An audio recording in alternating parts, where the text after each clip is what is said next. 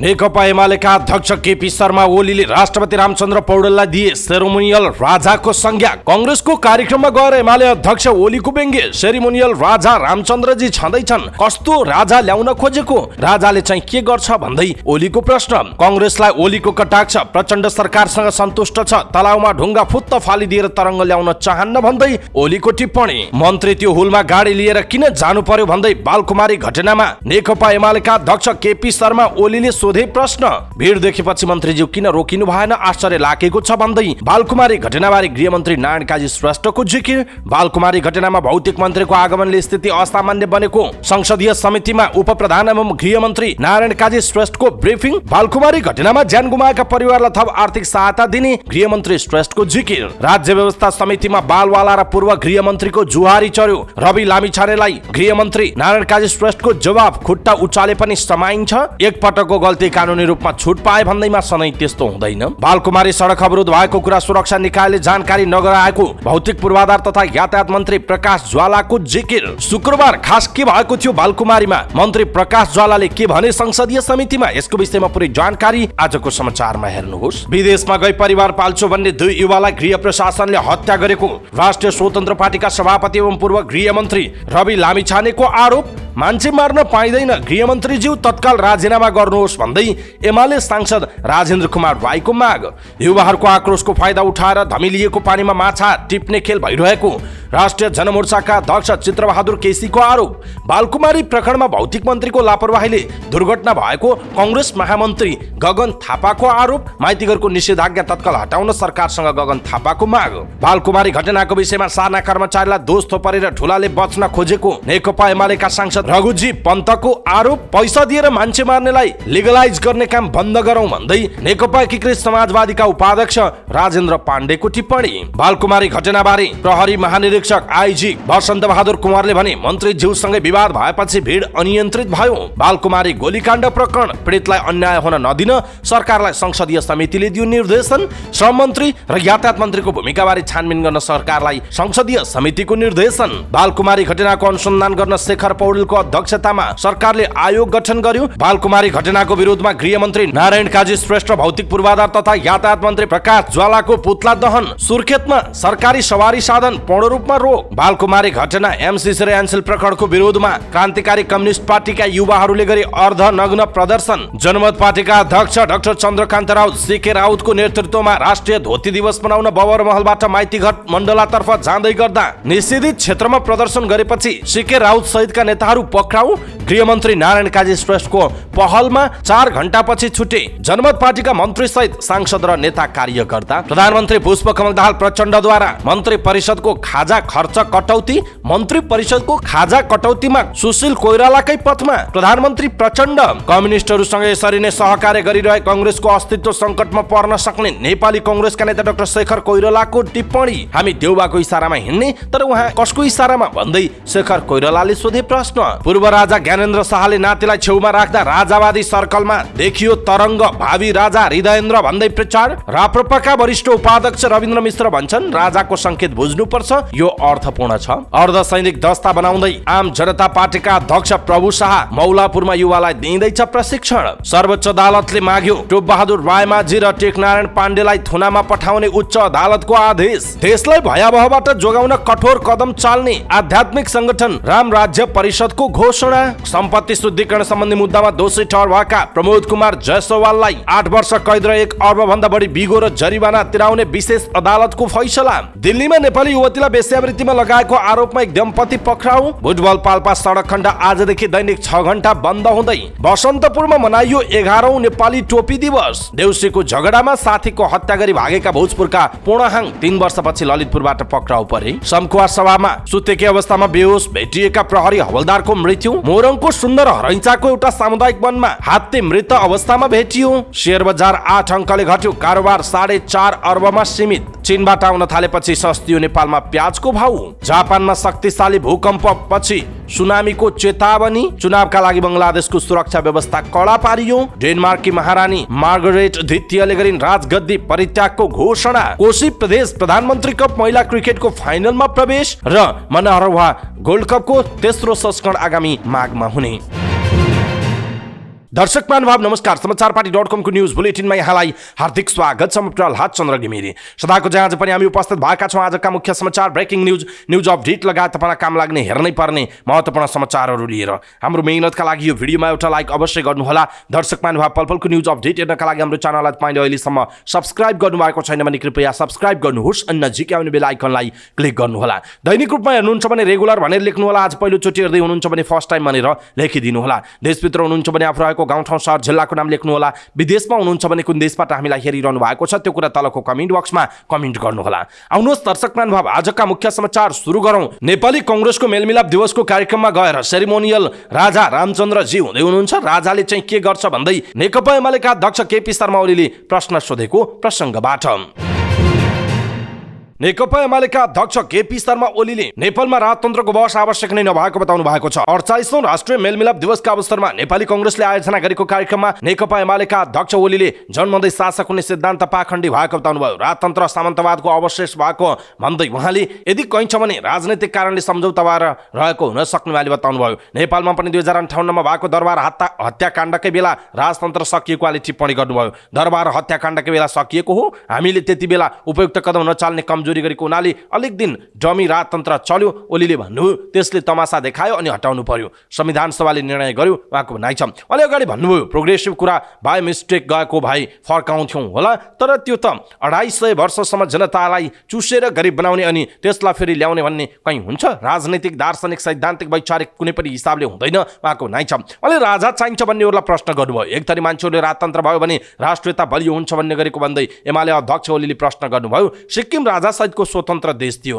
राजा हुँदा देश बस्दो रहेछ उहाँको प्रश्न छ। कस्तो राजा ल्याउन खोजेको? दलहरूलाई जेलमा हाल्ने एकदम तानाशाह बनाउन खोजेको भन्दा पनि होइन भन्ने गरेको ओलीले सुनाउनु भयो। संवैधानिक राजा बनाउन खोजेको भन्दछन् ओलीले भन्नुभयो। सेरिमोनियल त रामचन्द्रजी हुँदै हुनुहुन्छ त अनि के गर्छ त्यो राजाले चाहिँ उहाँको प्रश्न छ। ट्वाल हेर्ने बाहेक त केही गर्ने त होइन सेरिमोनियल राजाले, अनि त्यहाँ लगेर राख्ने बित्तिकै के हुन्छ त? राजतन्त्र फर्काउने बहस नै फाल्तु भएको ओलीले बताउनु भयो। एमाले अध्यक्ष ओलीले लोकतन्त्रको लक्ष्यका लागि दलहरू एक रहेको बताउनु भयो। हाम्रो कपाल त्यत्तिकै फुलेको होइन र हामी राजतन्त्र फर्किन दिँदैनौँ ओलीले भन्नुभयो। हामी तानाशाह आउन दिँदैनौँ, यो त खुलम खुला छ उहाँको भनाइ छ। शान्ति सुशासन र विकासका मुद्दासँगै राष्ट्रियताका मुद्दामा पनि दलहरू एक हुनुपर्ने ओलीले बताउनु भयो। मिचिएको जमिन फिर्ता ल्याउनु पर्ने भन्दै ओलीले भन्नुभयो। भारत हाम्रो मित्र हो, मित्र भनेपछि हामीले कुरा गर्न सक्नुपर्छ, हाम्रो मर्का खोलेर भन्नुपर्छ, यो मर्का पार्न पाइँदैन भन्न सक्नुपर्छ, अनि अलिक यो अनकम्फर्टेबल ढङ्गले कुरा गर्छ, हामी कम्फर्टेबल हुने कम्पिटिसन नगरौँ न उहाँको भनाइरहेको छ। दर्शक महानुभाव नेपाली कांग्रेसको मेलमिलाप दिवसको कार्यक्रममा गएर नेकपा एमालेका अध्यक्ष एवं पूर्व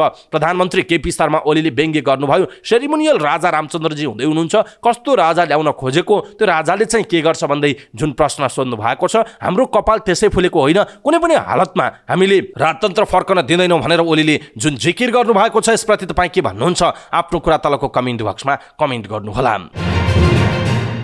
यसैबीच नेकपा एमालेका अध्यक्ष केपी शर्मा ओलीले अहिले पुष्पकमल दाहाल प्रचण्ड नेतृत्वको सरकारसँग कांग्रेस सन्तुष्ट रहेको भन्दै कटाक्ष गर्नुभयो। मेलमिलाप दिवसको अवसरमा कांग्रेसले आयोजना गरेको कार्यक्रममा बोल्दै उहाँले भन्नुभयो, अहिलेको स्थिति र परिस्थिति, अहिलेको राज्य सञ्चालनमा आफ्नो भूमिकासँग सन्तुष्ट रहेको कांग्रेसको तलाउमा मैले एउटा ढुङ्गा फुत्त फालिदिएर तरङ्ग ल्याउने मेरो कुनै इच्छा छैन। त्यसकारण म त्यतापट्टि जान चाहन्न, कुनै अमन चयनमा खलल पार्न चाहन्न, त्यस सीमाभित्र मात्रै म रहन्छु उहाँको भनाइ छ। उहाँले आफूलाई महामन्त्री विश्वप्रकाश शर्माले मेलमिलाप दिवसमा आउन साथ भाटे कारवाही गरेको भन्दै व्यङ्ग्य गर्नुभयो। उहाँले व्यङ्ग्य गर्दै भन्नुभयो, विश्वप्रकाशजीले अर्काको घर किन बनाइस्, कलकत्ता जान गङ्गाको बाटो किन भनिस्, ट्रक नै कुदाउनु पर्ने ठाउँमा पाइपलाइन अमलेखगञ्जमा किन ल्याइस्, ट्याङ्कर चलाउनु पर्ने ठाउँमा बैलगाडा चलाइराखिया थियो होला कि राजमार्ग किन बनाइस्, ठुला कुरा गर्ने उहाँले आफ्नो प्रचलित शैलीमा लकार्नुभयो। त्यसको पनि म जवाब दिन्न, त्यतापट्टि पनि म जान्न उहाँको भनाइ छ। कांग्रेसका नेताहरू आजको सन्दर्भमा राष्ट्रिय एकता, महत्त्व, सान्दर्भिकता र आजको दिनमा यसलाई कसरी रूपान्तरण गर्नुपर्ने उहाँले बताउनु भएको छ। दर्शक महानुभाव केपी शर्मा ओलीको भनाइप्रति तपाईँको धारणा के छ? आफ्नो धारणा तलको कमेन्ट बक्समा कमेन्ट गर्नुहोला। यसैबीच पूर्व प्रधानमन्त्री समेत रहनुभएका नेकपा एमालेका अध्यक्ष केपी शर्मा ओलीले बालकुमारी हुललाई उत्तेजित बनाएर गोली हानेर मान्छे मारेको टिप्पणी गर्नुभएको छ। मेलमिलाप दिवसको अवसरमा कांग्रेसले आयोजना गरेको कार्यक्रममा बोल्दै आन्दोलन भइरहेको ठाउँमा मन्त्री किन जानु पर्यो भन्दै ओलीले प्रश्न गर्नुभयो। उहाँले भन्नुभयो, मान्छे किन मार्नु पर्यो? मन्त्री त्यो हुलमा गाडी लिएर किन जानु पर्यो? नगई नहुने त्यहाँ के पर्यो? थुप्रै प्रश्न उठेको छ, त्यसको जवाफ के हो? हुलमा गएर उत्तेजित बनाएर न्यु खोजेर गोली चलाएर मान्छे मारेर गोली मात्रै चलाइएको होइन, बन्दुकले मान्छे खुत्रुकै मर्ने गरी हानेको छ। बालकुमारी घटनामा 2 जनाको मृत्यु भएको थियो। खास गरी अहिले बालकुमारी घटनाको विषयमा सरकारदेखि सामाजिक सञ्जाल र स्थानीय स्तरमा निकै विरोध भइरहेको छ र संसदीय समितिमा पनि यो विषयमा कुरा उठेको छ। दर्शक महानुभाव, यो घटनाप्रति तपाईँ के भन्नुहुन्छ? आफ्नो कुरा तलको कमेन्ट बक्समा कमेन्ट गर्नुहोला। उपप्रधान एवं गृहमन्त्री नारायण काजी श्रेष्ठले बालकुमारी घटना प्रकरणमा भौतिक पूर्वाधार तथा यातायात मन्त्री प्रकाश ज्वालाको आगमनका कारण स्थिति असामान्य बनेको बताउनु भएको छ। सिंहदरबारमा बसेको राज्य व्यवस्था तथा सुशासन समितिको बैठकमा बोल्दै उहाँले यस्तो बताउनुभयो। उहाँले घटनामा एपीएस कार्यालय प्रमुखको भूमिका सकारात्मक नरहेको र सुरक्षा कमजोरी भएको स्वीकार गर्नुभयो। उहाँले गृह मन्त्रालय आन्दोलनको जानकारी भइसकेपछि पनि मन्त्री ज्वाला सोही बाटो भएर आउनुले घटना थप असामान्य बनेको बताउनुभयो। उहाँले मन्त्री ज्वालालाई आन्दोलनकारीहरूसँग सवाल जवाफ गर्नुभएको, त्यसपछि धकेलाधकेल भएको र प्रहरीले गोली चलाएको अवस्था प्रारम्भिक अध्ययनबाट निकालिएको बताउनुभयो। उहाँले फायरिङ पछि मात्रै गाडी जलेको देखिएको बताउनु भएको छ। उहाँले वास्तविक अवस्था पत्ता लगाउनका लागि 3 सदस्यीय आयोग गठन गरेको पनि बताउनु भएको छ। यसैबीच उपप्रधान तथा गृहमन्त्री नारायण काजी श्रेष्ठले बालकुमारी घटनामा ज्यान गुमाएका परिवारलाई थप आर्थिक सहायता उपलब्ध गराउने घोषणा गर्नुभएको छ। सरकारले दिएको 10 लाख आर्थिक सहायता प्राप्त नभएको गुनासो आएकाले वैदेशिक रोजगार बोर्ड मार्फत मृतकका परिवारलाई थप आर्थिक सहायता उपलब्ध गराउन लागि उहाँले जानकारी दिनुभयो। संघीय संसद प्रतिनिधि सभा अन्तर्गतको राज्य व्यवस्था तथा सुशासन समितिको बैठकमा बोल्दै उपप्रधानमन्त्री श्रेष्ठले त्यसका लागि प्रधानमन्त्री पुष्पकमल दाहाल प्रचण्डसँग पनि छलफल गरिएको र मृतकका परिवारलाई थप रकम दिने निर्णय गर्ने प्रतिबद्धता समेत व्यक्त गर्नुभयो। उहाँले मृतकका परिवारलाई रोजगारी दिने कुरामा पनि सरकार प्रतिबद्ध रहेको उहाँले बताउनुभयो। उपप्रधानमन्त्री श्रेष्ठले सो घटनाको दोषी पत्ता लगाउन सरकारले उच्च स्तरीय न्यायिक छानबिन समिति गठन गरेको र त्यसले दिएको सुझावको आधारमा दोषीमाथि कानुनी कारबाही गर्ने दृढता समेत व्यक्त गर्नुभयो। उपप्रधानमन्त्री श्रेष्ठले सरकारले सो घटनामा आफ्नो केही कमजोरी रहेको स्वीकार गरिसकेको पनि बताउनु भएको छ। दर्शक महानुभाव, खास गरी सरकारकै कमजोरी, सुरक्षा निकायकै कमजोरी र कहीँ न कहीँ मन्त्रीहरूकै कमजोरीकै कारण यो घटना घटेको भनेर सम्पूर्णले बुझिसकेका छन्। गृहमन्त्री नारायण काजी श्रेष्ठले पनि त्यो स्वीकार चाहिँ गरिसक्नु भएको छ। विदेशतिर हुन्थ्यो भने अहिलेसम्म मन्त्रीहरू र त्यसमा संलग्न विभिन्न पदका पदाधिकारीहरूले राजीनामा दिइसकेका हुने थिए। सामान्यभन्दा सामान्य विषयमा नैतिकताको आधारमा विदेशतिर राजीनामा दिने चलन छ। तर अझै पनि नेपालमा छानबिन समिति बनाउने, यो गर्ने त्यो गर्ने, आफ्ना कुरा राख्ने, आफ्नो कमजोरी कम बनाउने, अरूको कमजोरी बढी बनाउने, आरोप लगाउने जुन खालका कुराहरू भइरहेका छन्, यसप्रति तपाईँ के भन्नुहुन्छ? आफ्नो कुरा तलको कमेन्ट बक्समा कमेन्ट गर्नुहोला। बालकुमारी घटनाबारे छलफल गर्न बोलाइएको राज्य व्यवस्था समितिको बैठकमा उपप्रधान तथा गृहमन्त्री नारायण काजी श्रेष्ठ, पूर्व उपप्रधान तथा गृहमन्त्री रवि लामिछाने बीच जुवारी चलेको छ। बैठकमा राष्ट्रिय स्वतन्त्र पार्टीका सभापति समेत रहनुभएका पूर्व गृहमन्त्री रवि लामिछानेले गृहमन्त्रीमाथि गम्भीर आरोपहरू लगाउनु भएको थियो। कुनै समय इमानको राजनीति गर्ने श्रेष्ठ पदको लोभमा रहेको नारायण काजी श्रेष्ठमा रूपान्तरित भएको तथा नक्कली भुटानी शरणार्थी प्रकरणको अनुसन्धान गर्नुभएका प्रहरी अधिकृतहरूको सरुवा गरेको र सुन प्रकरणमा प्रहरीलाई राम्रोसँग काम गर्न नदिएको रवि लामिछानेको आरोप थियो। गृहमन्त्री श्रेष्ठप्रति आक्रामक रूपमा प्रस्तुत हुनुभएको पूर्व गृहमन्त्री लामिछाने संविधानको मर्म विपरीत राष्ट्रिय सभामा आएको गृह मन्त्रालयका लागि मरिहत्ते गरेको र आफूप्रति प्रतिशोध राखेको आरोप लगाउनुभयो। हामी सरकारमा आउन लाग्यौँ, यो सरकारमा आयो भने यसले गृह मन्त्रालय लिन्छ कि क्या हो भन्ने कसैले भनिदिएर त्यसमा लाग्नुभयो कि भन्ने मलाई शङ्का लाग्यो।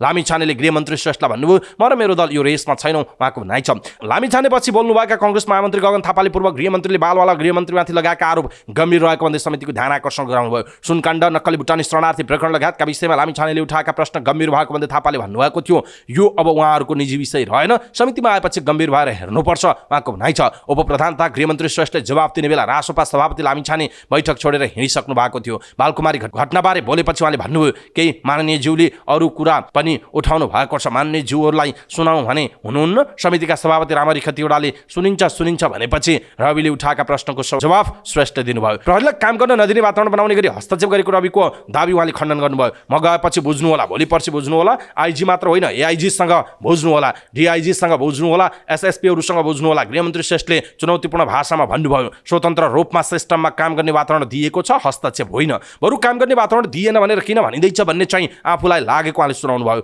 रविले ब्रेक सुमा लकाएर ल्याइएको 60 किलो सुन तस्करी प्रकरणमा प्रहरी परिचालन गरेर नजिकको मान्छेलाई छुट दिने आशा राखेर राजस्वबाट सिआइबीमा ल्याएको आरोप समेत लगाउनु भएको थियो। श्रेष्ठले त्यसको पनि प्रतिवाद गर्नुभयो, उहाँ हुनुहुन्न के भन्ने र श्रेष्ठले भन्नुभयो, त्यो माग गर्ने मध्ये उहाँ हो एउटा, यो त सङ्गठित अपराध हो नि, राजस्व अनुसन्धानमा राखेर हुन्छ भनेर माग गर्ने मध्ये एउटा उहाँ हो, उहाँको भनाइ छ। सबै दलहरूले माग गरेपछि प्रधानमन्त्रीकै नेतृत्वमा प्रहरी, राजस्व सबै बसेर अन्तर्देशीय अपराध भएकाले सिआइबीलाई अनुसन्धान गर्न दिने निर्णय लिएको श्रेष्ठले बताउनुभयो। त्यो निर्णय गरेपछि ठिक गर्नुभयो भनेर धन्यवाद दिने मध्ये उहाँ पर्नुहुन्थ्यो। रविको खाली कुर्सी देखाउँदै गृहमन्त्री श्रेष्ठले भन्नुभयो, अहिले हुनुहुन्न। रविले विमानस्थल भन्सारका झलकाम अधिकारी सहितका केही व्यक्तिलाई आफूले प्रमाण दिएको तर गृहमन्त्री श्रेष्ठले आफ्नो निकट भएकाले उन्मुक्ति दिएको आरोप लगाउनु भएको भएको थियो। श्रेष्ठले त्यो प्रमाणित गर्न पूर्व उपप्रधान तथा गृहमन्त्री लामिछानेलाई चुनौती दिनुभयो। उहाँले दुईजना व्यक्तिको कुराकानी गर्नुभएको छ। एकजना व्यक्ति उहाँले अस्ति पत्रकार सम्मेलनमा भन्नुभएको छ, त्यो व्यक्ति मुद्दामा प्रतिवादी दायर गरेको छ, सिआइबी लिएर फरार छ, पुलिसले खोजिरहेको छ। गृहमन्त्री श्रेष्ठले भन्नुभयो अर्को व्यक्तिको हकमा सुनकाण्डमा चाहिँ संलग्न देखिएको छैन, त्यसकारण सुनकाण्डमा प्रतिवादी बनाउन सकेन, तर यसको छानबिनको दायरा अरू क्षेत्रमा गर्नुपर्ने हुन्छ होला भनेर सिआइबीले अझै पनि अध्ययन गरिरहेको छ उहाँको भनाइ छ। आफूले लामिछाने स्वयंलाई सिआइबीका अधिकारीहरू सामुन्ने राखेर समेत कुरा गरेको उहाँले बताउनुभयो। गृहमन्त्री श्रेष्ठले भन्नुभयो सिआइबीलाई पनि उहाँहरू आइजिपी मार्फत कडा निर्देशन दिएको छु, कुनै कुरा थप अनुसन्धान गर्नु पर्यो भने ठिक हुँदैन उहाँको भनाइ छ। प्रतिशोधको प्रश्नमा पनि गृहमन्त्री श्रेष्ठले पूर्व गृहमन्त्री लामिछानेलाई जवाफ दिनुभयो, म धेरै त भन्दैन, रिएक्टिभ हुने बानी पनि छैन। लामिछानेले पत्रकार सम्मेलन गरेर लगाएको आरोपमा समेत आफूले केही नभनेको भन्दै श्रेष्ठले भन्नुभयो, तर प्रिएक्टिभ अभिव्यक्ति हो भनेर सोचियो भने के हुन्छ यो उहाँको भनाइ छ।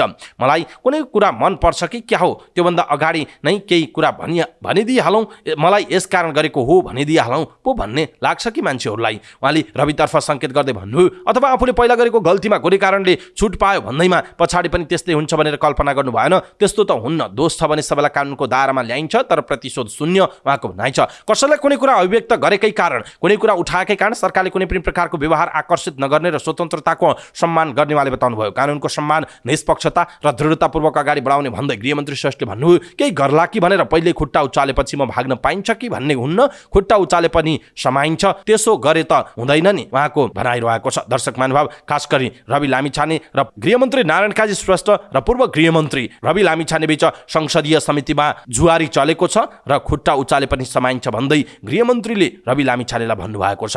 खास गरी एकपटकको गल्ती कानुनी रूपमा छुट पाए भन्दैमा सधैँ त्यस्तो हुँदैन भन्दै गृहमन्त्री नारायण काजी श्रेष्ठले रवि लामिछानेलाई चेतावनी समेत दिनुभएको छ। दर्शक महानुभाव, यसप्रति तपाईँ के भन्नुहुन्छ आफ्नो कुरा तलको कमेन्ट बक्समा कमेन्ट गर्नुहोला।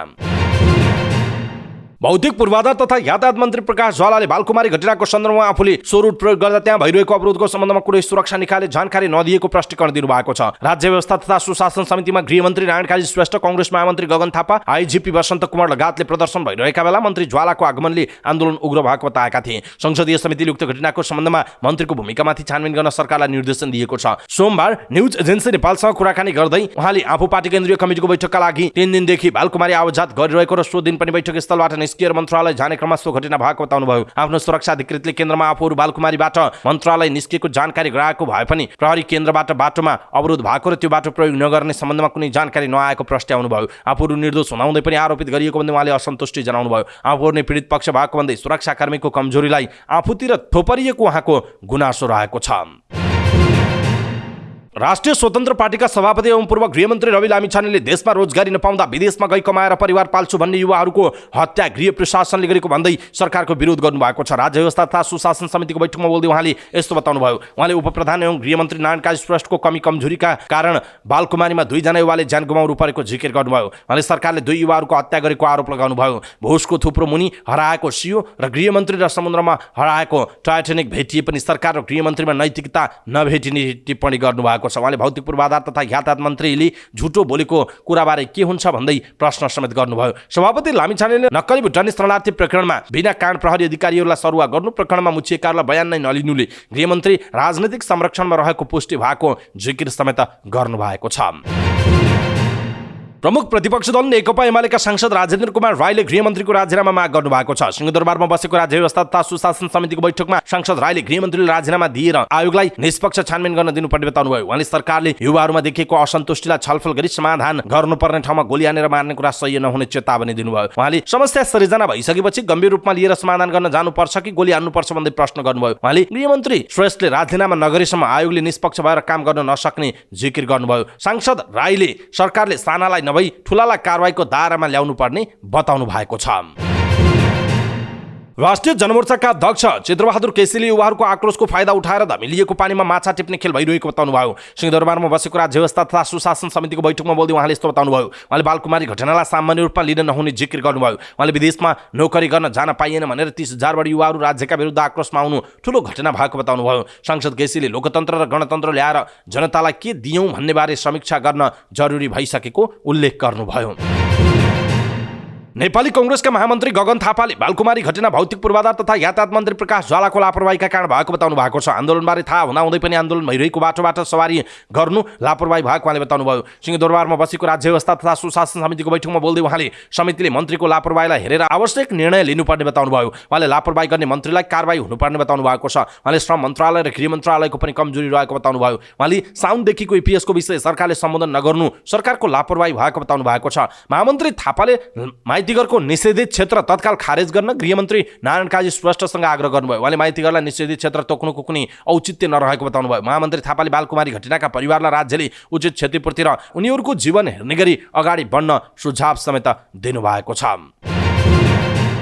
नेकपा एमालेका सांसद रघुजी पन्तले बालकुमारी घटनामा जनताको आक्रोशलाई मत्थर पार्न गृह प्रशासनले तल्लो तहका कर्मचारीलाई बलिको बोका बनाएर आफ्नो गल्ती ढाकछोप गर्ने प्रयास गरेको आरोप लगाउनु भएको छ। राज्य व्यवस्था तथा सुशासन समितिको बैठकमा सांसद पन्तले प्रहरी परिचालनमै गृहबाट कमजोरी भएकाले उक्त घटनामा आफ्नो गल्तीलाई ढाकछोप गर्न तल्लो तहका कर्मचारीलाई बलिको बोको बनाउन नहुने बताउनु भएको छ। पन्तले भन्नुभयो, जनपद प्रहरी र गृह प्रशासन पनि यो घटनामा चुकेको देखियो। जनताको आक्रोश मत्थर पार्ने कामका लागि सिडिओलाई तान्ने आयोग बनाउने गर्नुभयो। त्यो आफ्नो ठाउँमा ठिक त होला, तर आफू जनताको आक्रोशबाट बच्नका दलका कर्मचारीलाई बलिको बोका बनाउन पाइँदैन उहाँको भनाइ छ। उहाँले भ्रष्टाचारीलाई क्याबिनेटमा राखेर प्रधानमन्त्रीले सुशासनको भाषण गरेको भन्दै सरकारको आफ्नो भनाइ र गराइमा फरक भएको लेख मात्रै गर्नु भएन। बालकुमारी घटनाको परिस्थिति उत्पन्न हुनुमै पूर्ण रूपमा श्रम मन्त्रालय जिम्मेवार रहेको बताउनु भएको छ।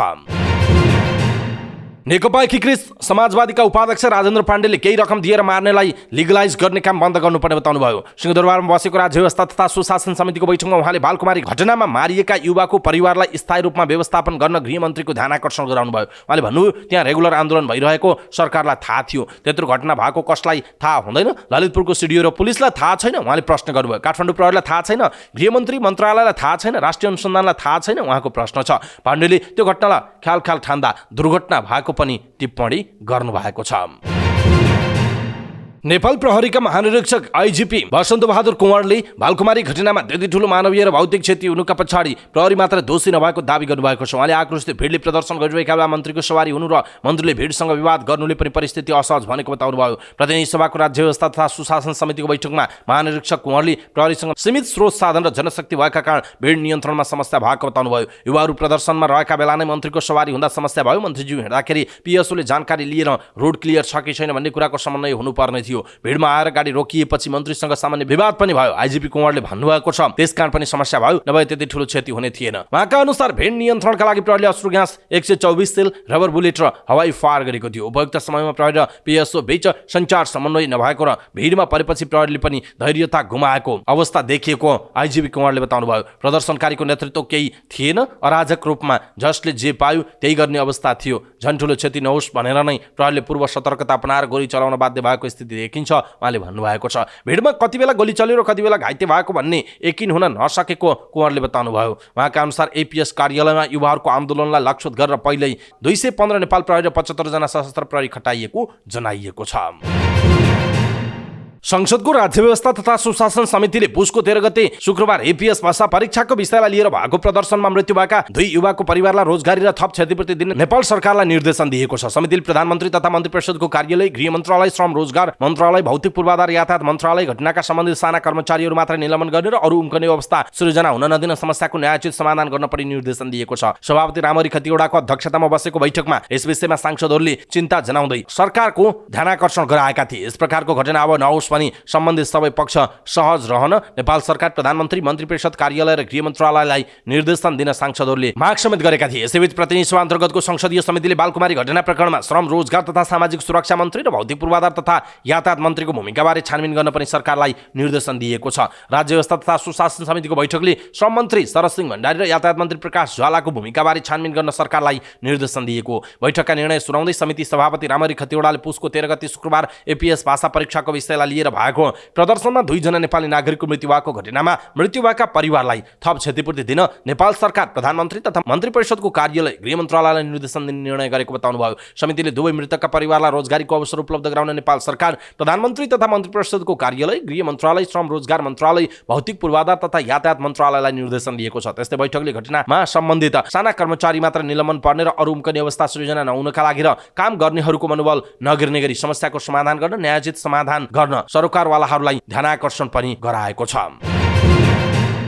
सरकारले बालकुमारीमा भएको घटनाका बारेमा निष्पक्ष र वस्तुगत छानबिन गर्न 3 सदस्य जाँच बुझ आयोग गठन गरेको छ। सिंहदरबारमा बसेको मन्त्री परिषद बैठकले ललितपुर महानगरपालिका वडा नम्बर 8 बालकुमारीमा भएको घटनाका बारेमा निष्पक्ष र वस्तुगत छानबिन गर्न उच्च अदालतका पूर्व न्यायाधीश शेखर पौडेलको अध्यक्षतामा आयोग गठन गरेको। आयोगको सदस्यमा पूर्व एआइजी अरुण बेसी र गृह मन्त्रालयका सहसचिव नारायण प्रसाद भट्टराई रहनु भएको सरकारका प्रवक्ता सञ्चार तथा सूचना प्रविधि मन्त्री रेखा शर्माले जानकारी दिनुभएको छ। अहिले घटनामा भएको मानवीय भौतिक लगायतका अन्य क्षतिको विवरण अध्ययन विश्लेषण गर्ने, उक्त घटनाको कारण र उक्त स्थानमा गरिएको सुरक्षा योजनाको अध्ययन गरी त्यसमा भएका कमी कमजोरी पहिचान गर्ने, बालकुमारी घटनासँग सम्बन्धित व्यक्ति पदाधिकारी एवं निकायको भूमिकाका बारेमा अध्ययन गर्ने र दोषी देखिएका जो कोहीलाई पनि कारबाहीको सिफारिस गर्ने बताउनुभयो। उहाँले आगामी दिनमा यस्ता घटना हुन नदिन आवश्यक सुझावहरू पेश गर्ने गरी आयोगले काम थाल्ने पनि बताउनु भएको छ। प्रवक्ता शर्माका अनुसार आयोगलाई 1 महिनाको कार्यादेश दिएको जनाइएको छ।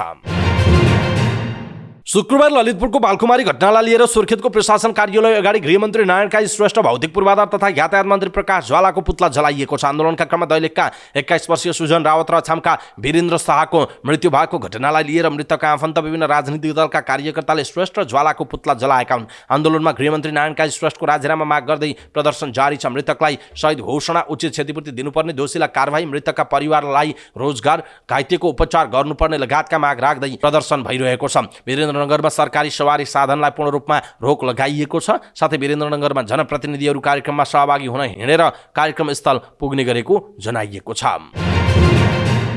मोहन वैद्य नेतृत्वको क्रान्तिकारी कम्युनिस्ट पार्टीको क्रान्तिकारी युवा संगठनले काठमाडौँमा अर्धनग्न प्रदर्शन गरेको छ। संगठनले प्रधानमन्त्री निवास बालुवाटार गेटमा, सिंहदरबारभित्र प्रधानमन्त्री तथा मन्त्री परिषदको कार्यालय अगाडि, सर्वोच्च अदालतको मूल गेटमा, संसद भवनको 3 नम्बर र 2 नम्बर गेटमा र पुलचोक स्थित मन्त्री निवासमा अर्धनग्न प्रदर्शन गरेको हो। बालकुमारी घटना, एमसीसी र एनसेल प्रकरणको विरोधमा प्रदर्शन गरेको क्रान्तिकारी युवा संगठनका केन्द्रीय अध्यक्ष हरीश भट्टले जानकारी दिनुभयो। उहाँले भन्नुभयो, हामी नाङ्गिएर प्रदर्शन गरेर सांकेतिक रूपमा सत्ता नाङ्गिसकेको सन्देश दिन खोजेका हौँ। मिलीभगत तन्त्रको विरोधमा पहिलो कार्यक्रम हो यो, उहाँको भनाइ छ। यसअघि युवा संगठनले प्रधानमन्त्री कार्यालयमा हुलाक मार्फत यही पुस 3 गते 20 बुँदै ज्ञापन पत्र बुझाएको थियो। ज्ञापन पत्रमा उल्लेख भएका मागहरू सरकारले सम्बोधन नगरेको भन्दै संसदीय र प्रशासनिक केन्द्रभित्र प्रदर्शन गर्ने पूर्व योजना अनुसार आफूहरूले प्रदर्शन गरेको युवा संगठनले जनाएको छ। प्रदर्शनमा सहभागीहरूमध्ये अहिलेसम्म 32 जना पक्राउ परेको र उनीहरूलाई फरक फरक ठाउँमा राखिएको प्रारम्भिक जानकारी आएको भट्टले बताउनुभयो। पक्राउ पर्नेमा केन्द्रीय कार्यालय सदस्य लगायतका रहेको जनाइएको छ। नेपाल प्रहरीले जनमत पार्टीका अध्यक्ष डाक्टर चन्द्रकान्त राउत सीके राउतलाई पक्राउ गरेको छ। राष्ट्रिय धोती दिवस मनाउन बबरमहलबाट माइतीघर मण्डलातर्फ जाँदै गर्दा अध्यक्ष राउतलाई प्रहरीले पक्राउ गरेको। राष्ट्रिय धोती दिवस मनाउने समूह निषेधित क्षेत्रतर्फ अगाडि बढेपछि पक्राउ गरेको प्रहरीले बताएको छ। अध्यक्ष राउतसँगै प्रदर्शनकारीहरूलाई पनि पक्राउ गरेको जनाइएको छ। माइतीघरदेखि नयाँ मानेश्वरसम्म सरकारले निषेधित क्षेत्र घोषणा गरेको छ। विद्यार्थी जनमत सङ्घको आयोजनामा भएको राष्ट्रिय धोती दिवसको कार्यक्रममा प्रदर्शनकारीहरूले धोती लगाएर दिवस मनाउँदै धोती हाम्रो स्थान हो लगायतका नारा लगाएका थिए। यसैबीच पक्राउ परेका जनमत पार्टीका मन्त्री, सांसद र नेता कार्यकर्ता गृहमन्त्री नारायण काजी श्रेष्ठको पहलमा 4 घण्टापछि छुटेका छन्। धोती दिवस मनाउन भन्दै निषेधित क्षेत्र माइती घरतिर अगाडि बढिरहेका बेला पक्राउ परेका संघीय मामिला तथा सामान्य प्रशासन मन्त्री अनिता देवी, त्यस्तै जनमत पार्टीका अध्यक्ष सीके राउत लगायतलाई प्रहरीले 4 घण्टापछि छोडेको हो। उनीहरूलाई गृहमन्त्री आफै भ्रिकुटी मण्डप पुगेर रिहा गराउनु भएको थियो। सोमबार दिउँसो गृहमन्त्री नारायण काजी श्रेष्ठ आफै नेपाल प्रहरी क्लब भ्रिकुटी मण्डप पुगेर उनीहरूलाई छुटाएको जनाइएको छ। गृहमन्त्री श्रेष्ठले आफूहरूबाट भएको कमी कमजोरी स्वीकार गर्दै आफ्नै उपस्थितिमा सबै आन्दोलनकारीलाई रिहा गराएको जनमत पार्टीका प्रवक्ता शरद सिंह यादवले जानकारी दिनुभएको छ। अंग्रेजी महिनाको जनवरी 1 तारिकको अवसर पारेर राष्ट्रिय धोती दिवस मनाउन भन्दै जनमत पार्टीका नेता कार्यकर्ताहरू बिहान धोती दिवस लेखिएको ब्यानर सहित नारा लगाउँदै प्रहरीको घेरा तोडेर माइती घरतर्फ अगाडि बढ्न खोजेपछि प्रहरीले रोकेको थियो। निषेधित क्षेत्रमा भेलाउन खोजेपछि प्रहरीले अरूलाई हटाउन खोजेको थियो। सो क्रममा प्रहरीसँग उनीहरूको धकेलाधकेल भएको थियो। राज्य व्यवस्था तथा सुशासन समितिको बैठकमा समेत माइती घरलाई निषेधित क्षेत्र तत्काल हटाउनु पर्ने आवाज सांसदले उठाएका छन्। त्यसपछि गृहमन्त्री नारायण काजी श्रेष्ठ आफै पुगेर पक्राउ परेकालाई रिहा गराएको जनाइएको छ। प्रधानमन्त्री पुष्पकमल दाहाल प्रचण्डले खर्च कटौतीको नमुना स्वरूप मन्त्री परिषदको खाजा खर्च कटौती गरिदिनु भएको छ। ससाना विषयबाट सुधारको थालनी गर्नुपर्ने तर्क गर्दै प्रधानमन्त्री प्रचण्डले मन्त्री परिषद बैठक सकिने लाग्दा खाजा खाना तयार भएका मन्त्रीहरू मुख्य सचिवलाई हिस्सा पारिदिनु भयो। खर्च कटौतीकै उदाहरण प्रस्तुत गर्न तत्कालीन प्रधानमन्त्री सुशील कोइरालाले पनि मन्त्री परिषदमा खाजा खाने परम्परा अन्त्य गर्दै पानी लगायतका ससाना मसलन्द पनि नियन्त्रण गरिदिनु भएको थियो। कोइरालाका स्वकीय सचिव रहनुभएका अतुल कोइरालाका अनुसार मन्त्री परिषद बैठकमा बाहिरबाट खाजा ल्याउन रोक लगाउँदै कालो चिया मात्र पिउने चलन सुरु भएको थियो। चिया खाजा खाने र रोक्ने विषय मन्त्री परिषदले निर्णय गर्नुपर्ने तहको नभए पनि सांकेतिक रूपमा खर्च कटौतीको उदाहरण प्रस्तुत गरिएको उहाँले बताउनुभयो। कोइराला प्रधानमन्त्री छँदा मुख्य सचिव रहनुभएका लीलामणि पौडेलले खाजाको नाममा निकै ठूलो रकम तलमाथि हुने गरेको तथ्य जानकारी गराएपछि खाजा खर्च कटाएर बिस्कुट र कालो चिया मात्र खाने चलन सुरु गरिएको एक पूर्व सचिवले बताउनुभयो। वर्तमान सरकारले पनि सोमबारदेखि मन्त्री परिषद बैठकको खाजा खर्च कटौती गरेको छ। प्रधानमन्त्री प्रचण्डले सोमबार बिहान सिंहदरबारमा बसेको मन्त्री परिषद बैठकमा ससाना विषयबाट सुधारको थालनी गर्नुपर्ने बताउँदै बैठकको खाजा कटौती गरिएको जानकारी गराएको प्रधानमन्त्रीको सचिवालयले जनाएको छ। खाजा बापत प्रत्येक मन्त्री परिषद बैठकमा करिब 60,000 रुपियाँ खर्च हुने गरेको छ। एक वर्षमा 100 भन्दा बढी मन्त्री परिषद बैठक हुने गरेका छन्। मन्त्री परिषदमा हुने खाजा कटौती भएसँगै वार्षिक करिब 60 लाख रुपियाँ जोगिने सचिवालयले जनाएको छ। सोमबारदेखि मन्त्री परिषद बैठकमा सामान्य खाजा खुवाउन सुरु गरिएको जनाइएको छ।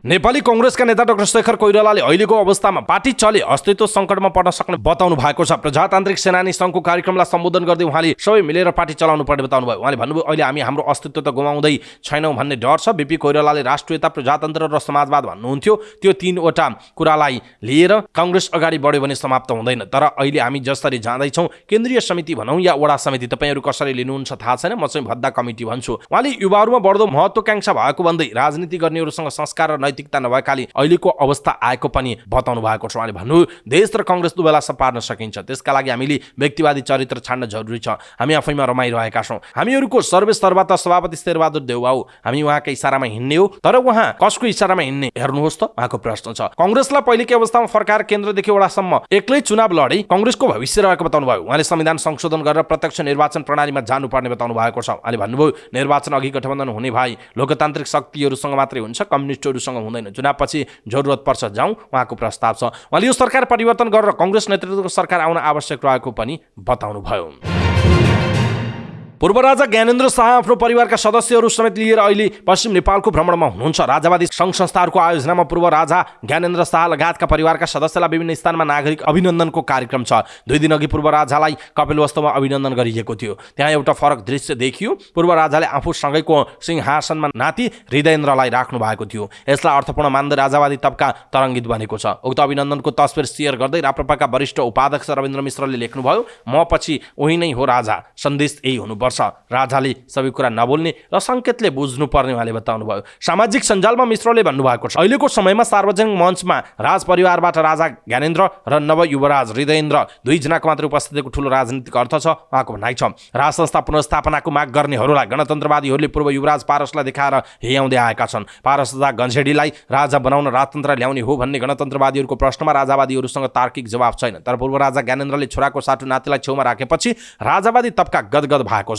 उनीहरूले यसलाई ज्ञानेन्द्रले आफ्नो उत्तराधिकारीका रूपमा पारस नभई हृदयेन्द्रलाई अगाडि सार्न खोजेको अर्थमा लिइरहेका छन्। पूर्व युवराज पारस र युवराज्ञी हिमानीका तेस्रो सन्तान र एक्ला छोरा हुन् हृदयेन्द्र। युवा उमेर हाल 22 वर्षमा प्रवेश गर्दा उनको पारसभन्दा फरक छवि विकास भइरहेको छ। अहिलेसम्म कुनै पनि विवादमा नपरेका र शालीन स्वभावका हृदयेन्द्र नयाँ पुस्ताका युवा युवती बीच लोकप्रिय छन्। त्यसैले राजावादीहरूले उनलाई ज्ञानेन्द्रको उत्तराधिकारी र भावी राजाका रूपमा प्रचार गर्न थालेका हुन्। यद्यपि राजनीतिमा हृदयेन्द्रको अभिरुचि अहिलेसम्म प्रकट भएको छैन। एकाध कार्यक्रममा उनी आमा हिमानीसँग देखिएका थिए, तर हजुरबासँग यसरी एउटै आसनमा बसेको उनको पहिलो पटक हो। युवराज पारस पनि आफ्नै धुनमा छन्। पत्नी हिमानीसँग उनको सम्बन्ध सुमधुर छैन भने बुबा आमासँग पनि उनी खासै नजिक छैनन्। पूर्व राजाले विभिन्न कार्यक्रममा जाँदा बरु बुहारी हिमानी र छोरी प्रेरणालाई सँगै लाने गरेका छन्। अहिले पश्चिम नेपालको भ्रमणमा पनि पारस बागका परिवारका सदस्यहरू सहभागी छन्। पुसको 9 गतेदेखि पूर्व राजा ज्ञानेन्द्र शाह रूपन्देही आसपास घुमिरहनु भएको छ। रूपन्देही, कपिलवस्तु, नवलपरासीका विभिन्न शक्तिपीठमा भ्रमण गर्नुभएका शाहलाई कपिलवस्तुमा नागरिक अभिनन्दन गरिएको छ भने रूपन्देहीमा 2 दिनपछि गर्ने तयारी छ। राजतन्त्रको वकालत गरिरहेको राप्रपा सहितका नेता कार्यकर्ताले उहाँलाई महाराज धिराज नै भनेर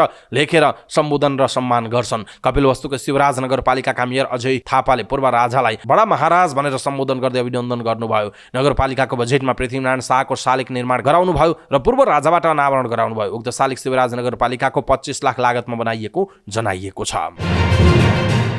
प्रभु शाह नेतृत्वको आम जनता पार्टी आजपाले गठन गरेको आइटी आर्मीमा आबद्ध युवाहरूलाई रौतहटमा सैन्य तालिम दिइरहेको छ। आजपा स्थापना दिवसको अवसरमा आइटी आर्मीले रौतहटको मौलापुरमा पुसको 14 गते तेस्रो राष्ट्रिय भेला गर्यो। भेलामा आएका युवाहरूलाई त्यही दिनदेखि सैन्य प्रशिक्षण थालिएको छ। प्रशिक्षणमा देशभरबाट युवाहरू सहभागी गराइएको छ। युवाहरूलाई पूर्व सुरक्षा अधिकारीले प्रशिक्षण दिइरहेका छन्। पहिलो चरणमा सहभागीलाई 7 दिन प्रशिक्षण दिने बुझिएको छ। त्यसपछि आवश्यकताअनुसार पुनः प्रशिक्षण दिएर अर्धसैनिक बलको रूप दिने आइटी आर्मीले जनाएको छ। आइटी आर्मीका केन्द्रीय संयोजक चन्द्रभूषण शाहले भन्नुभयो अहिलेको व्यवस्था फेल भइसकेको छ, देशमा अराजकता र भ्रष्टाचार बढेको छ, त्यसैले अर्धसैनिक बल निर्माणमा लागेका छौँ उहाँको भनाइ छ।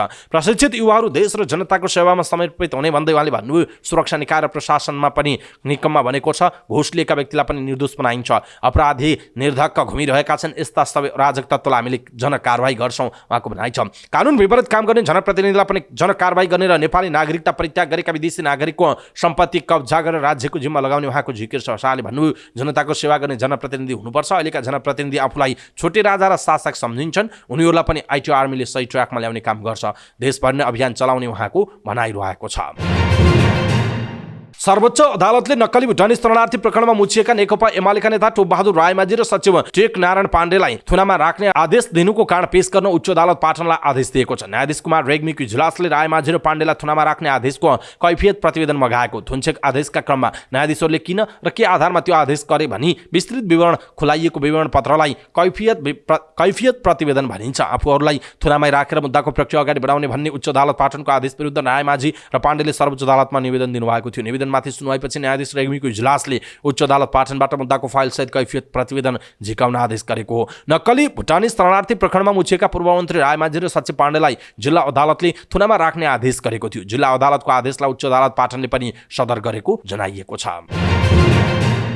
आध्यात्मिक संगठन राम राज्य परिषदले मुलुकलाई भयावह परिस्थितिबाट जोगाउन कठोर कदम चाल्ने घोषणा गरेको छ। सोमबार काठमाडौँमा पत्रकार सम्मेलन गर्दै परिषदले मुलुकलाई भयावह स्थिति र विकराल परिस्थितिबाट जोगाउन असहाय नेपाली जनताको शोषण गर्ने नास्तिक राज्य व्यवस्थालाई विस्थापित गर्न धर्मयुद्ध वा असहयोग आन्दोलन गर्नुको विकल्प नरहेको भन्दै कठोर कदम चाल्ने घोषणा गरेको। परिषदले विज्ञप्तिमा भनेको छ नेपालको एकमात्र शक्तिशाली आध्यात्मिक संगठन राम राज्य परिषदले मुलुकलाई भयावह स्थिति र विकराल परिस्थितिबाट जोगाउन पनि कठोर कदम चाल्ने दृढ निश्चय गर्दछ। जबसम्म राष्ट्रघात, जनघात, धर्मघातमा तल्लीन असहाय नेपाली जनताको शोषण गर्न खप्पिस नास्तिक राज्य व्यवस्थालाई विस्थापित गरिँदैन तबसम्म धर्मयुद्ध वा संयुक्त राष्ट्रिय शान्तिपूर्ण नागरिक आन्दोलन वा असहयोग आन्दोलन गर्नुको विकल्प छैन। साथै संगठनले राजनैतिक, आर्थिक, सामाजिक, सांस्कृतिक, धार्मिक प्रत्येक क्षेत्रमा आमूल परिवर्तन गर्न संगठन दृढ संकल्पित रहेको भन्दै बहुदलीयताको सट्टा द्वैदलीय राज्य व्यवस्था र संसदीय प्रणालीको सट्टा राम राज्य व्यवस्था सञ्चालन गरिने दावी गरेको छ। राम राज्य शासन व्यवस्थालाई धर्ममा आधारित होइन, साम्यवादी समतावादी व्यवस्था भन्नुपर्ने र यो संसार आध्यात्मिक वैदिक साम्यवाद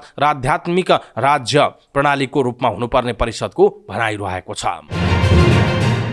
सम्पत्ति शुद्धिकरण सम्बन्धी मुद्दामा दोषी ठहर भएका प्रमोद कुमार जयसवाललाई 8 वर्ष कैद तथा 1 अर्ब रुपैयाँ भन्दा बढी बिगो र जरिवाना हुने फैसला भएको छ। विशेष अदालतका अध्यक्ष टेकनारायण कुमार, रामबहादुर थापा र मुरारी बाबु श्रेष्ठ सहितको इजलासले सोमबार कसुर निर्धारण गर्दै जयसवाललाई 41 करोड 51,69,275 रुपैयाँ बिगो र बिगोको तेब्बर 83 करोड 3,38,850 रुपैयाँ जरिवाना तिराउने फैसला गरेको छ। उक्त कसुरमा अर्का प्रतिवादी पप्पू ठाकुरलाई 3 करोड 67,14,000 रुपैयाँ बिगो, 7 करोड 34,28,000 जरिवाना र 5 वर्ष कैद हुने फैसला भएको छ। नक्कली कागजातको आधारमा फर्म खडा गरेर नेपाली रुपैयाँ विदेश लगेको उनीहरूमाथि आरोप लागेको थियो। प्रहरीले दिल्लीमा नेपाली युवतीलाई वेश्यावृत्तिमा लगाएको आरोपमा 2 जनालाई पक्राउ गरेको छ। पक्राउ पर्नेमा स्याङ्जाका 35 वर्षीय टीकाराम भण्डारी र उनकी पत्नी 31 वर्षीय अस्मिता भण्डारी रहेका छन्। प्रहरीको मानव बेचबिखन अनुसन्धान ब्युरोले भारत पुर्याएका 9 युवतीलाई 2079 चैतको 7 मा उद्धार गरेर नेपाल ल्याएको थियो। प्रहरीका अनुसार भण्डारी दम्पतिले आकर्षक तलब सुविधाको प्रलोभन देखाएर नेपाली युवतीलाई भारत लैजाने गरेका थिए। दिल्लीमा किशनगढमा एक अपार्टमेन्ट भाडामा लिएर वेबसाइट मार्फत विज्ञापन गरेर यौन धन्दा चलाउने गरेको प्रहरीको दाबी छ। त्यसका लागि व्हाट्सएप एप ग्रुप बनाएर सम्पर्कमा आएका ग्राहकहरूले अनलाइन भुक्तानी गरिसकेपछि ग्राहकले भनेको स्थानमा युवतीलाई पठाउने गरेको खुलासा भएको छ। ब्युरोका एसपी कृष्ण प्रसाद पङ्गिनीले भन्नुभयो वेश्यावृत्तिका लागि भाडामा लिएको अपार्टमेन्टमा सीसी क्यामेरा जडान गर्नुका साथै पीडितहरूलाई नयाँ मोबाइल, भारतीय सिम कार्ड पनि उपलब्ध गराएर नयाँ आइडी बनाएर आफूहरूले पनि निगरानी गर्ने गरेको देखिएको छ। वेश्यावृत्तिबाट भएको कमाइको 20% रकम युवतीहरूलाई दिएर 80% रकम उनीहरूले राख्ने गरेको एसपी पङ्गिनीले बताउनुभयो। यो दम्पति विरुद्ध 2079 चैतमा पनि 6 वटा मुद्दा दर्ता भएको थियो। त्यसमा प्रतिवादी भएका मध्ये 3 जना पूर्वपक्षका लागि कारागारमा छन्। अनुसन्धान जारी रहेका बेला उनीहरूले पुनः नेपालबाट युवतीहरूलाई झिकाएर यौन व्यवसाय सञ्चालन गरिरहेको सूचना पाएपछि दिल्ली स्थित नेपाली दूतावास, भारतीय प्रहरी र किन इन्डिया नामक संस्थासँग समन्वय गरी 10 पुसमा दिल्लीबाट थप 5 जना पीडितको उद्धार गरिएको प्रहरीले जनाएको छ। थप अनुसन्धान भइरहेको प्रहरीले उल्लेख गरेको छ। सिद्धार्थ राजमार्गको बुटवल पाल्पा सडक खण्ड अन्तर्गत निर्माणाधीन सिद्धबाबा सुरुङ मार्ग क्षेत्रमा दैनिक 6 घण्टा सडक बन्द हुने भएको छ। सुरुङ मार्ग आयोजनाले सूचना जारी गर्दै सोमबार रातिदेखि आगामी फागुन 7 गतेसम्म राति 10 बजेदेखि बिहान 4 बजेसम्म दैनिक 6 घण्टा सडक बन्द गर्न लागि जनाएको छ। पहिलो चरणमा झन्डै 2 महिनाका लागि मात्रै सडक बन्द गरेर सुरुङ खण्ड लागि। यसबीचमा माघे संक्रान्ति पर्वको अवसरमा पुसको 29 गते र माघ 1 गते सडक बन्द नहुने सिद्धबाबा सुरुङ मार्ग आयोजनाले निकालेको सूचनामा उल्लेख छ। सुरुङ मार्ग निर्माणको दक्षिण र उत्तरतर्फको पोटुल बाइपास ट्रेल 1, 2 तथा स्लोप क्षेत्रको काम गर्दा बाटो साँघुरो हुने भएका कारण राजमार्गको सिद्धबाबा खण्ड राति बन्द हुने जनाइएको छ। एम्बुलेन्स, दमकल लगायतका अत्यावश्यक गाडीलाई पनि रोक लगाइएको छैन। सुरुङ मार्ग चाइना स्टेट कन्स्ट्रक्सन इन्जिनियरिङ कर्पोरेसनले निर्माण गर्दैछ। निर्माणका क्रममा यातायात सञ्चालन हुँदा माथिबाट ढुङ्गा खसेर जोखिम हुने भएकाले सडक बन्द गर्ने निर्णय गरिएको योजना कार्यालयले जनाएको छ। सडक बन्द हुने समयमा साना सवारी साधनहरू बेलवास, नुवाकोट, दोभान वैकल्पिक मार्ग भएर आवत गर्न सक्ने सुरुङ मार्ग योजना कार्यालयले जनाएको छ। सडक बन्द हुने समयमा पाल्पाबाट बुटवलतर्फ आउने सवारी साधनहरू तिनाउ गाउँपालिकाको जडीबुटी चोक र सत्यवती जाने बाटोमा र बुटवलबाट पाल्पा जाने सवारी साधनहरू बुटवलको चिडिया खोला र तल्लो सिद्धबाबामा रोकिने जनाइएको छ। 11औं नेपाली टोपी दिवस विभिन्न कार्यक्रम गरी मनाइएको छ। जागरुक युवा नेपालको आयोजनामा काठमाडौँको वसन्तपुरमा एक कार्यक्रम गरी मनाइएको नेपाली टोपी नेपाली पहिचान भन्ने नारासहित यस वर्षको 11औं नेपाली टोपी दिवस मनाइएको। दौरा सुरुवाल टोपी र गुन्यो चोलोलाई तत्कालीन सरकारले राष्ट्रिय पोसाकको सूचीबाट हटाएपछि अभियानले नेपाली टोपी, ढाका टोपी, भातगाउँली टोपीलाई राष्ट्रिय पहिचानका रूपमा घोषणा गर्न माग गर्दै नेपाली टोपी दिवस मनाउँदै आएको आयोजकले बताएको छ। उनीहरूले ढाका टोपी र भातगाउँली टोपीलाई राष्ट्रिय पहिचानका रूपमा घोषणा गर्न सरकारसँग माग समेत गरेका छन्। उनीहरूले नेपाली टोपी लगाउँ, पहिचान बढाउँ, विश्वको पहिचान पढौँ, नेपाली पहिचान तोकौँ, सामुदायिक टोपीको सम्मान, नेपाली टोपी हाम्रो पहिचान, हाम्रो राष्ट्रिय पहिचान टोपी लगायतका प्लेकार्ड बोकेर उनीहरूले प्रदर्शन गरेका थिए।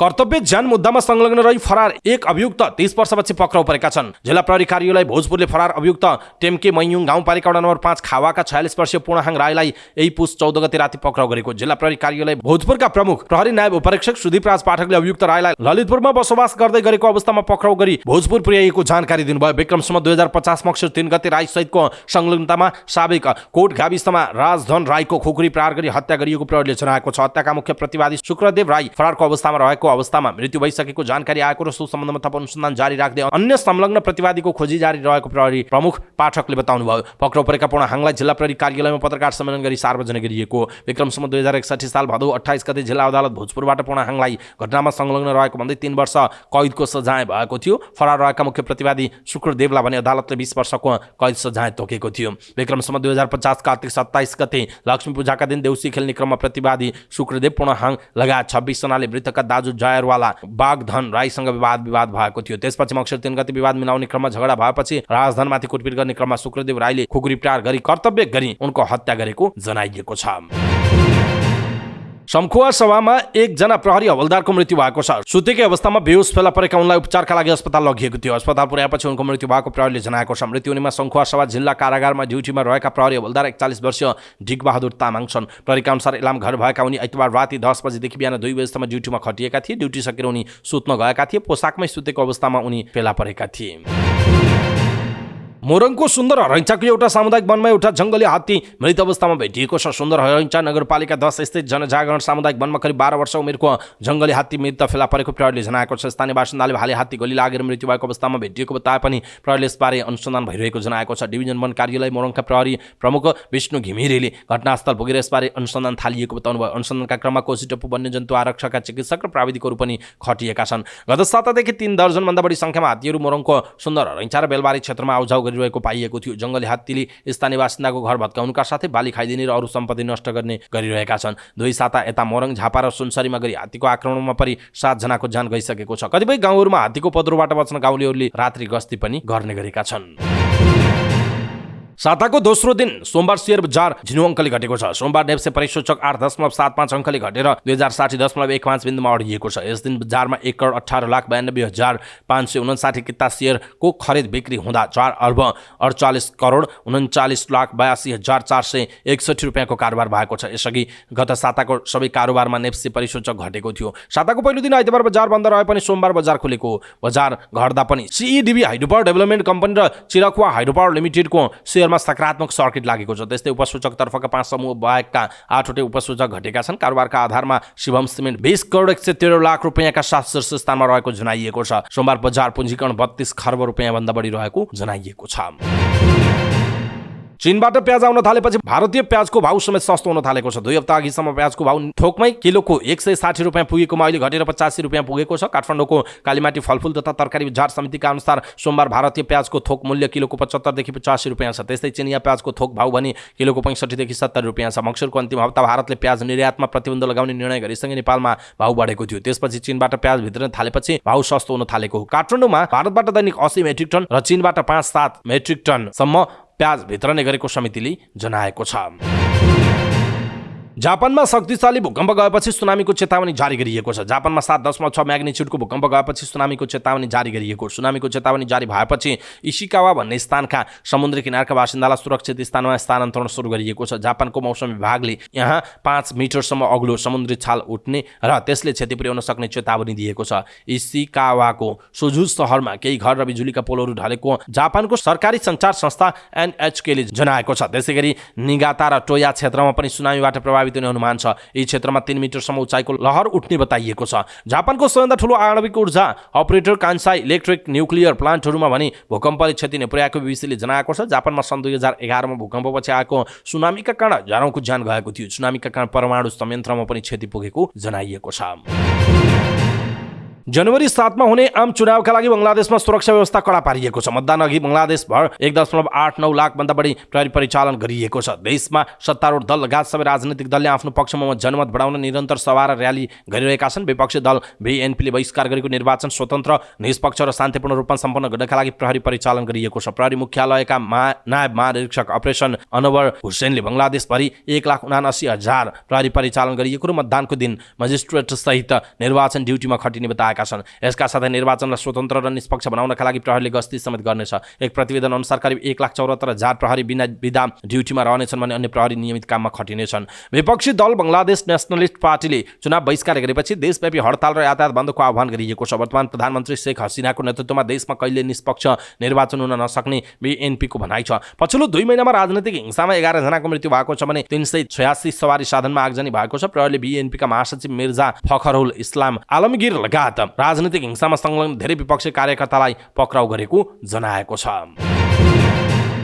डेनमार्ककी महारानी मार्गरेट द्वितीयले राजगद्दी परित्यागको घोषणा गरेकी छिन्। नयाँ वर्ष सन् 2024 को पूर्व सन्ध्यामा आइतबार भाषणको क्रममा रानी मार्गरेटले आउँदो जनवरी 14 मा पद छाड्ने बताएकी हुन्। 83 वर्षीय महारानी मार्गरेटले पद त्यागपछि सोही दिन आफ्ना छोरा राजकुमार फेडरिकरलाई सिंहासन छोड्ने घोषणा समेत गरेकी छिन्। 84 वर्षीय वृद्ध भएकी उनले अप्रत्याशित निर्णयको कारणको रूपमा आफ्नो उमेर र स्वास्थ्य समस्याहरूलाई औल्याएकी छिन्। अब 2 हप्ताको अवधिसम्म मात्र म डेनमार्कको रानी हुनेछु, मार्गरेटले भनेकी छिन्। उनले सन् 1972 मा आफ्ना पिता राजा फेडरिक नवौंको मृत्युपछि सिंहासन ग्रहण गरेकी थिइन्। सन् 2023 को सुरुमा आफ्नो ढाडको शल्यक्रियापछि उनले समयको सोचविचारपछि यो निर्णय गरेको खुलासा गरेकी हुन्। उनले भनेकी छिन्, मैले जे निर्णय गरेको छु अहिले नै सही समय हो। उनले वर्षौंदेखिको समर्थन र साथका लागि डेनमार्कका जनतालाई धन्यवाद समेत व्यक्त गरिन्। कोशी प्रदेश प्रधानमन्त्री कप महिला T20 राष्ट्रिय क्रिकेट प्रतियोगिताको फाइनलमा प्रवेश गरेको छ। सुदूरपश्चिम प्रदेशलाई 9 विकेटले पराजित गर्दै कोशी प्रदेश प्रधानमन्त्री कप महिला T20 राष्ट्रिय क्रिकेट प्रतियोगिताको फाइनलमा प्रवेश गरेको हो। सुदूरपश्चिमले दिएको 89 रनको लक्ष्य कोशीले 13 ओभर 1 विकेटको क्षतिमा भेटाएको। कोशीका लागि काजल श्रेष्ठ 38 र कप्तान रुबिना छेत्री 37 रनमा विजित रहे। अप्सरी बेगम भने 12 रनको योगदान दिइन्। सुदूरपश्चिमका लागि लक्ष्मी साउदले 1 विकेट लिइन्। कीर्तिपुर स्थित त्रिवी क्रिकेट मैदानमा टस हारेर ब्याटिङको निम्तो पाएको सुदूरपश्चिमले निर्धारित 20 ओभरमा 7 विकेट गुमाएर 88 रनको योगफल तयार पारेको थियो। मनहरवा गोल्ड कप फुटबलको तेस्रो संस्करण आउँदो माघमा आयोजना हुने भएको छ। बाराको जितपुर सिमरामा उपमहानगरपालिका 18 वर्डहरवा फुटबल मैदानमा मनहरवा गोल्ड कपको तेस्रो संस्करण माघको 13 गतेदेखि 20 गतेसम्म सञ्चालन हुने आयोजकले जानकारी दिएको। आयोजक महुवा देवी युवा क्लब बडहरवाका अनुसार प्रतियोगितामा विजेता टोलीले 2 लाख र उपविजेताले 1 लाख रुपियाँ नगद पुरस्कार पाउनेछन्। त्यस्तै हरेक खेलको म्यान अफ द म्याच, उत्कृष्ट खेलाडी, उत्कृष्ट गोलरक्षक र खेलको सर्वाधिक गोलकर्तालाई पनि आकर्षक पुरस्कारको व्यवस्था गरिएको क्लबले जनाएको छ। बडहरवा क्षेत्रकै पुरानो मध्येको प्रतियोगिता मानिने यो गोल्ड कप 9 वर्षदेखि आयोजना हुन सकेको थिएन। 2069 सालमा पहिलो र 2071 मा गोल्ड कपको दोस्रो संस्करण भएको थियो। अवस्था दर्शक महानुभाव, समाचारपाटी.com को न्यूज बुलेटिन अहिलेका लागि यति नै। हामीले प्रस्तुत गरेका यी समाचारहरूप्रति तपाईको धारणा के छ? आफ्नो धारणा तलको कमेन्ट बक्समा कमेन्ट गर्नुहोला। हाम्रो मेहनतका लागि यो भिडियोमा एउटा सानो लाइक अवश्य गर्नुहोला। दर्शक महानुभाव, पलपलको न्यूज अपडेट हेर्नका लागि हाम्रो च्यानललाई तपाईले अहिलेसम्म सब्स्क्राइब गर्नुभएको छैन भने कृपया सब्स्क्राइब गर्नुहोस् अनि नजिकै आउने बेल आइकनलाई क्लिक गर्नुहोला। समाचारपाटी.com को न्यूज बुलेटिन नेपाली समय अनुसार भोलि बिहान 5 बजे लिएर फेरि हामी उपस्थित हुनेछौँ। पलपलको न्यूज अपडेटका लागि समाचारपाटी.com हेर्दै गर्नुहोस्। नमस्कार।